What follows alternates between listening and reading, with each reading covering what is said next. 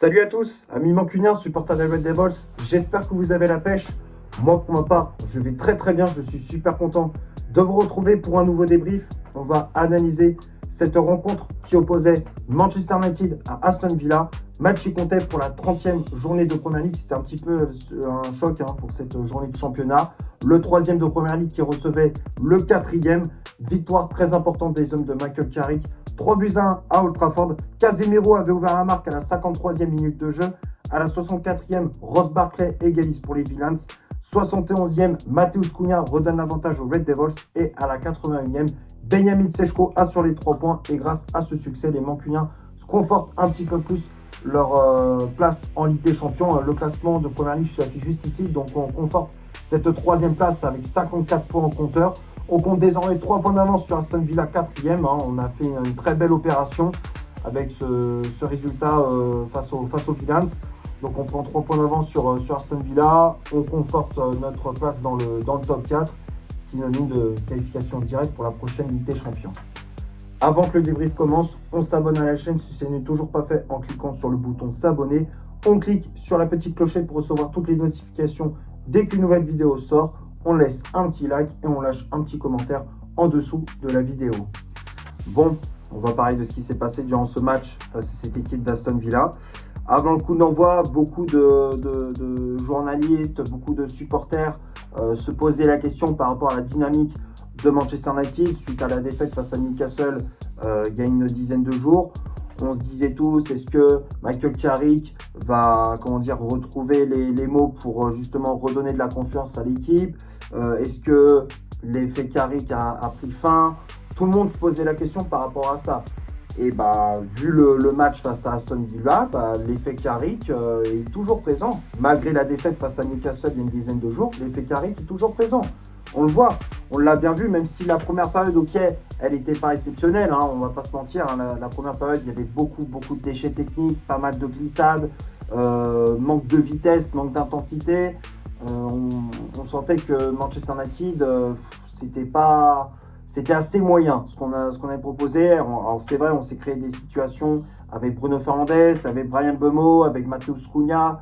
Malheureusement, ça manquait de justesse dans la finition et également dans les passes, comme je disais, dans les contrôles. Il y avait beaucoup de glissades de la part de certains joueurs. Du côté d'Aston Villa, bon, ouais, c'était un début de match un peu compliqué. Après, au fur et à mesure de la rencontre, ils ont essayé de prendre les commandes du jeu. Ils ont essayé de prendre le jeu à leur compte. Ils se sont créés des situations avec Ollie Watkins, avec Emiliano Buendia, avec John McGinn également. Ils se sont créés des situations, eux aussi ça manquait de la justesse dans la finition. Donc à la mi-temps, le score était de 0-0. Et la deuxième période, on a senti un Manchester United qui voulait absolument aller chercher 3 points. Là, c'était beaucoup mieux, la deuxième période, ce qu'on a proposé. Il y avait plus de vitesse, plus de justesse dans les passes, dans les contrôles, dans les dribbles. Également dans les occasions, on était plus tranchant dans le dernier geste. Et on est récompensé de nos efforts. À la 53e minute, grâce à Casemiro, sur un corner de Bruno Fernandes de la droite vers la gauche. Casemiro qui coupe ce corner au premier poteau. Emiliano Martinez est battu, le gardien argentin de cette équipe d'Aston Villa qui se fait lober sur cette action. Poteau rentrant, ça fait donc 1-0 pour les Mancuniens. Donc là on se dit, ça va, on a fait le plus dur, on a ouvert le score. Bon, normalement ça va dérouler. Et les gars, on s'est fait quand même avoir. On va pas se mentir, on s'est fait piéger par cette équipe d'Aston Villa qui a quand même très bien réagi suite à ce but encaissé. Ils se sont créés de nombreuses situations avec Amadou Onana, avec Emiliano Buendia, comme je disais, l'Argentin. Il y avait aussi Léon Bailey. Ils se sont créés de nombreuses situations. Heureusement que Senne Lammens était là. À un moment donné, il avait fait un très bel arrêt juste devant Amadou Onana. Mais malheureusement, on se fait punir à la 64e avec le but de Ross Barkley sur un corner mal dégagé par la défense de Manchester United. Ça revient dans les pieds de Lucas Digne qui remet ce ballon dans la boîte, un centre à terre très fort. Et au second poteau, Ross Barkley qui était libre de tout marquage, n'a plus qu'à ajuster Senne Lammens, une frappe enroulée, petit filet. C'est malgré tout un but avec de la réussite. Hein. Bon, c'est parce que bon, il y a une erreur de marquage de la part, de la part des défenseurs de Manchester United sur cette action. Donc il y a un peu de réussite, mais en tout cas, l'efficacité est là dans le dernier geste pour Ross Barkley, qui permet aux Villains d'égaliser. Ça fait un partout. Donc là, c'est quand même un coup dur pour les Mancuniens. Aston Villa qui pousse pour essayer de mettre ce deuxième but, ils n'y arrivent pas. Michael Carrick qui fait des changements avec les entrées d'Ugarte et de Sechko. Bon, même si Ugarte c'était un toute fin de match, mais on a vu l'entrée de Benjamin Sechko qui avait démarré sur le banc.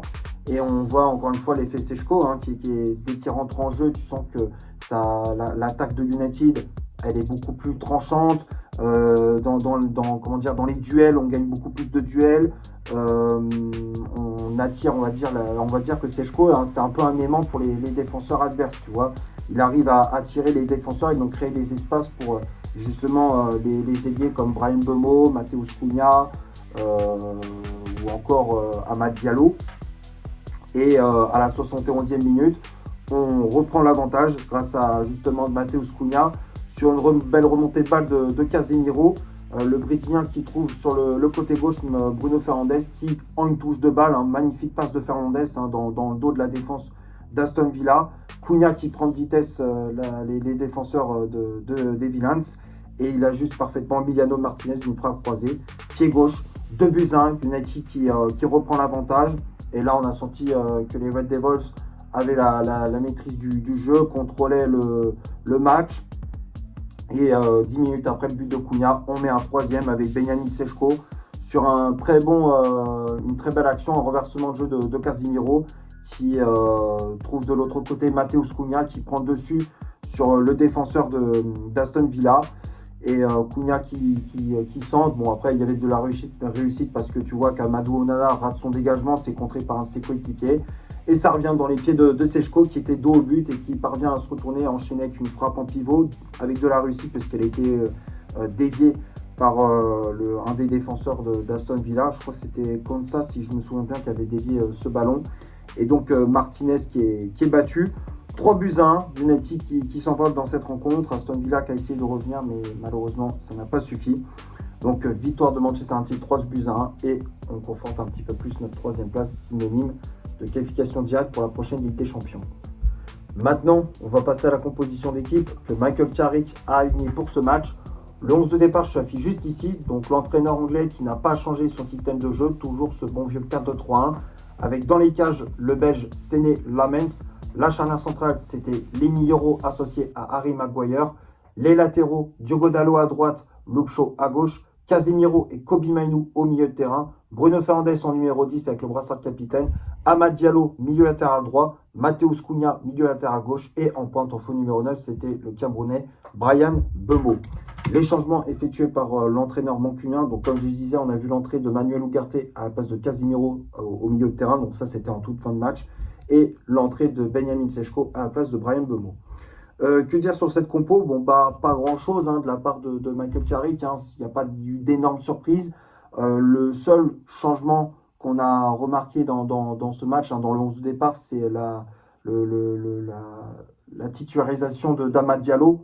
Donc du coup, c'est Sechko qui est sorti du 11, qui a été remis sur le banc de touche. Et donc on a revu ce trio d'attaque Cunha, Mbeumo, Amad Diallo, avec Fernandes bien sûr en numéro 10.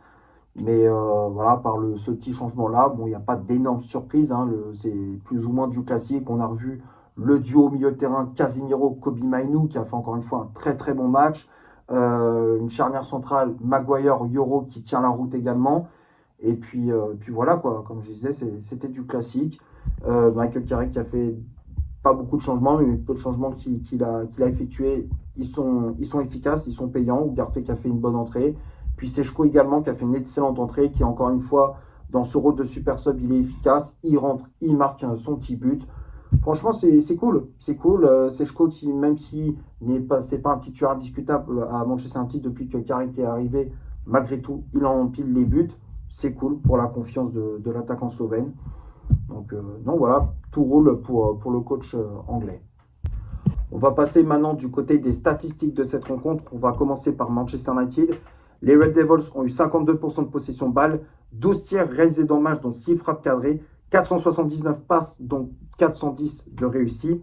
40 duels gagnés, 10 fautes commises, un arrêt effectué par Sene Lamens, 21 centres réalisés dans cette partie, 6 corners obtenus et 19 tacles réussis. Et du côté d'Aston Villa, 48% de possession de balle, 7 tirs réalisés dans le match, dont 2 frappes cadrées, 442 passes, dont 376 de réussis, 39 duels gagnés, 5 fautes commises, 3 arrêts effectués par Emiliano Martinez, 17 centres réalisés dans le match, 6 corners obtenus et 16 tacles réussis. Donc quand on regarde les stats, alors possession de balle qui était légèrement à l'avantage de Manchester United, mais c'est quand même assez léger. En termes d'occasion, bon, on a eu un petit peu plus qu'Aston Villa. On a été plus efficace, plus tranchant dans les occasions et puis dans la finition de nos actions. Aston Villa, de leur côté, offensivement, c'était quand même compliqué. Ils ont loupé pas mal d'occasions et puis en termes d'efficacité devant le but, c'était pas ça. Puis voilà, en termes de duel gagné, c'était assez équilibré. Ouais, je pense, j'ai rien d'autre à rajouter pour les stats de ce match, hein. On voit que ça s'est joué à quelques, on va dire, ça s'est joué à des détails, hein, dans ce match. En tout cas, Manchester United a été plus efficace dans la finition. C'est ça qui a fait la différence dans cette rencontre. On va finir la vidéo sur les tops et les flops de cette partie. Comme d'habitude, pardon, je te les affiche juste ici. Alors, j'ai pas mis de flop. Pour moi, quasiment toute l'équipe a été au rendez-vous, hein. Tout le monde était là. Tout le monde a fait un bon match globalement. Mention spéciale à 3 joueurs. Le premier, c'est Lenny Yoro. Yoro qui a fait un très bon match et très gros match derrière, hein. Il a fait de très grosses interventions. Il a gagné quasiment tous ses duels, que ce soit au sol ou dans le domaine aérien. Beaucoup d'agressivité, les relances propres. Très bon match de la part de Lenny Yoro, qui pourtant j'ai souvent tapé sur lui parce qu'il était pas assez efficace, pas assez agressif. Il était un peu trop en dilettante sur ses interventions. Mais là, il a été efficace, faut le reconnaître. Yoro qui a fait une très bonne prestation.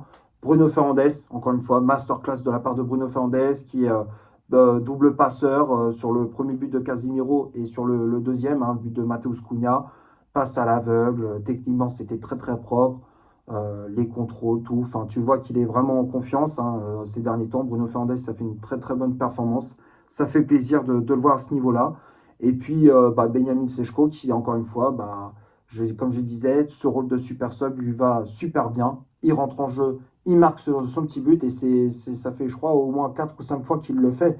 4 ou 5 fois en Première Ligue. Il avait fait ça face à Fulham, face à Everton, face à, comment dire, là, face à Aston Villa, il récidive à nouveau. Non, franchement, je suis très content pour Benjamin Šeško qui, même si, comme je disais, n'est pas un titulaire indiscutable aux yeux de Michael Carrick, dès qu'il rentre en jeu, dès qu'on fait appel à lui, il répond présent, il est efficace. Et c'est ce qu'on attend de lui, et c'est ce qu'on attend de sa part. Et ça, c'est cool de voir des joueurs s'impliquer dans ce genre de situation.